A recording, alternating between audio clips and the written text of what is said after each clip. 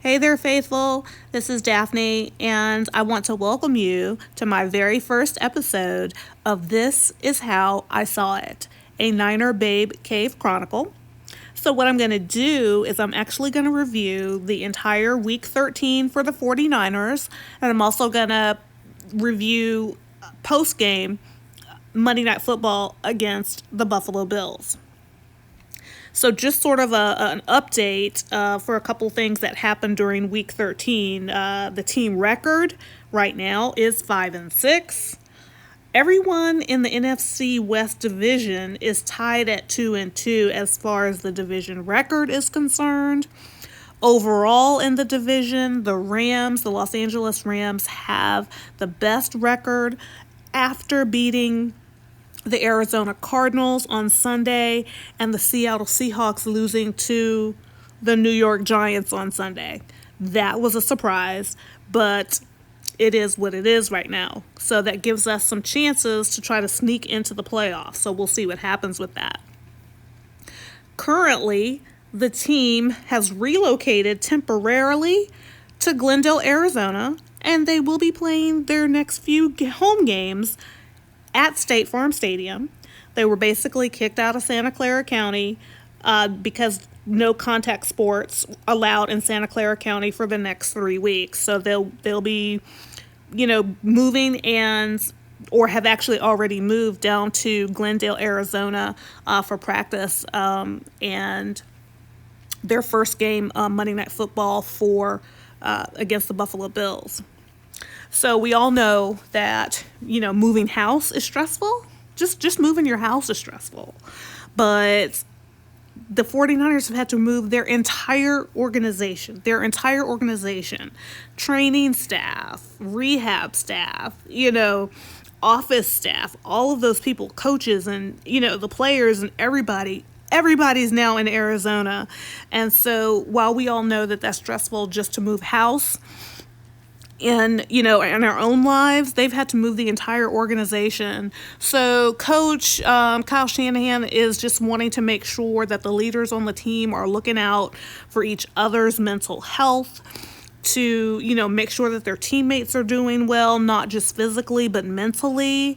And if they are having any issues with having to maybe be away from their families or just anything, to try to get it addressed and to look out for each other. The team has a policy of "I got your back," and they clearly take that seriously. So I think it was really important for coach to make sure that not just the physical but the mental is taken care of as well for the team. So I definitely applaud him for that. And I think most 49er fans and other people in the sport and just in general appreciate Kyle for making sure that his players are taken care of in that way. So like I said, the entire organization has moved down, including players who are in rehab. So it looks like Jimmy Garoppolo, George Kittle, and those guys are down there working out, trying to hopefully get a return to the field to try to help the Niners possibly make a playoff push. So if they could get that, that would be really great, and provide a spark as well. So we definitely look forward to that if that comes to fruition. Now, like I said, the 49ers are playing Monday Night Football against the Buffalo Bills. They're a really good team. They're currently 8-3. And so I've got a couple of things that I think keys to the game. These are Daphne's keys to the game, things that I think are important for us to do well in order to beat the Buffalo Bills and continue to try to make a playoff run. Now, of course, quarterback position is important to any team. And currently, Nick Mullins is our starter. And so we're definitely going to ride with what we have. And with that being said, as far as the QB position for Monday Night Football, the Niners definitely need Nick Mullins to have a solid performance, to avoid turnovers, to, keep his composure. If he has a bad play, just, try to keep his composure, let it, just if he can, shake it off and move on to the next play. So we definitely just need him to have a solid performance, avoid turnovers, keep his composure, and I think he can lead us to a win in that regard. Now, another important piece of the puzzle for offense, especially, is our Yak brothers. So, we're going to have Debo and Brandon Ayuk back together on the field for Monday Night Football against the Bills. And I think just working with Nick and keeping, getting those yards after catch and providing that additional spark to the team is going to be really key. So I definitely look forward to their performance. Also on offense, yay, we've got our entire stable of running backs, all four back in the game, back on the field, led by Raheem Mostert. And, of course, we've got Jeff Wilson, we've got Tevin Coleman, so we've got all of those guys, and hopefully our superior running game, which is key to our offense, will help with ball control. The Bills have, I think, the 25th ranked rushing defense. So hopefully with our superior run game and the Bills' poor run defense, that will allow the 49ers to control the ball, line of scrimmage, and keep Josh Allen off of the field. So with that being said, speaking of Josh Allen, that's going to go to our defense. So, Josh Allen can run with the ball. He's a dual threat. So he's throwing it and he's running it. If he can't throw it downfield to Stephon Diggs, then, if he sees an opening, he'll take it and run with it. He's not afraid to do that, and he can score touchdowns with his legs. So I think it's going to be important for the 49ers defense to keep him contained. The 49ers have a mobile quarterback on the practice squad, so I think that if the practice squad quarterback is doing his job, he's given some good looks for the defense to try to help contain, and we should hopefully see those results on the field on Monday Night Football.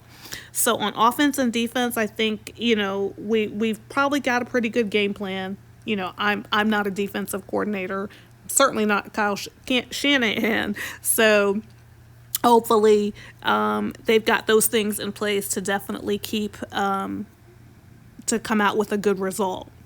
So there's going to be just a quick pause, and the next thing that you're going to hear is my review of the actual game, Monday Night Football against the Bills. This is how it went down. So this is my review after the game, after Monday Night Football against the Bills. And basically what I'm just going to do is I'm just going to go over my keys to the game that I talked about, and basically just tell you how that worked out, where maybe I was wrong, something that maybe that I overlooked, and we'll just go from there. So I'm just going to go point by point. So basically, I said that quarterback play would be important in the game, and, a solid performance is necessary to get us where we needed to be. Nick Mullins, he did what he could. His stat line was that he had 316 yards for passing. He actually had 2 picks. One of the keys to the game, also along with just a solid performance, was to avoid turnovers and keep his composure. Now, Nick did have 2 picks, and he did have a curious penalty at the goal line. And basically, he was trying to quarterback sneak, to get the touchdown. And he seemed to fall, well, he did false start, and he was not able to execute the quarterback sneak. And then on the very next the very next play, he threw an interception. That was late in the game, and I feel like those two sets of plays just solidified, and basically just that's solidified my thoughts on Nick Mullins. I'm not really going to bash him. That's not helpful, but just basically those are the facts. He had 316 yards passing, 2 picks. He had a false start, wasn't able to execute the quarterback sneak, and those are the facts. So I'm just going to say that. As far as the other keys to the game that I talked about, the Yak brothers, so Debo had 9 targets. Brandon had 9 targets. Brandon had a touchdown. Brandon had 95 yards. Debo had, I believe, let me just check, but Debo had in receiving yards 73 yards, which is good, but no touchdowns. And Jordan Reed had a touchdown, as well as Kyle Juszczyk had a touchdown. So those were a couple of bright spots as far as that was concerned on offense. Now, the second biggest key, I think, on our offense to help us get a win against the Bills was our run game.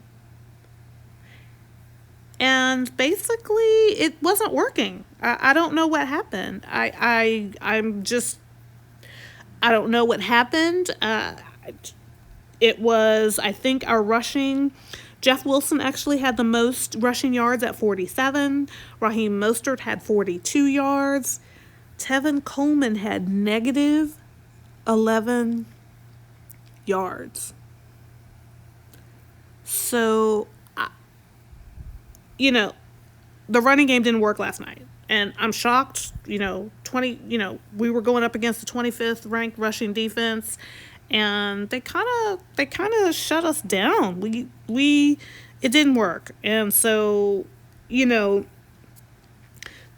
that's what happened on offense.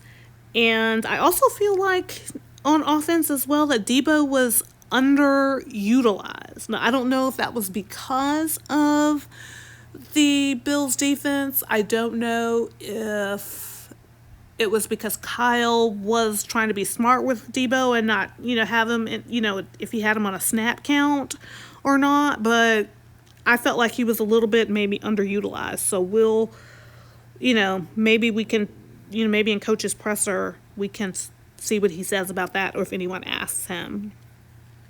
Now, on defense, I felt like one of the biggest things that we needed to do was to contain Josh Allen, because he's a dual threat. And we didn't do that. We didn't do that at all. Josh Allen basically just did what he wanted. And he actually, Stephon Diggs, he didn't get that many targets. The targets were going to Cole Beasley, and they were killing us. And, Josh Allen would roll right, and he'd throw the ball, and Cole Beasley would catch it, and he'd run, and, they were just having a field day. So basically, Josh Allen, we couldn't contain him. DJ Jones got hurt. We had no interior line pressure on him. We only sacked him once.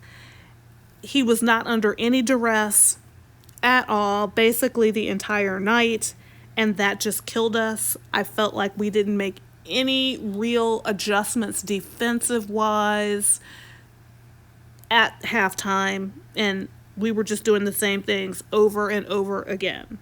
And, we did have, like I said, 1 sack, and, All-Pro Fred, he recovered a fumble, but all in all, it came down to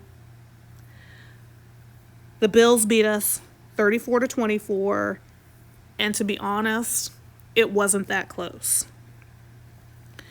The Niners have fallen to 5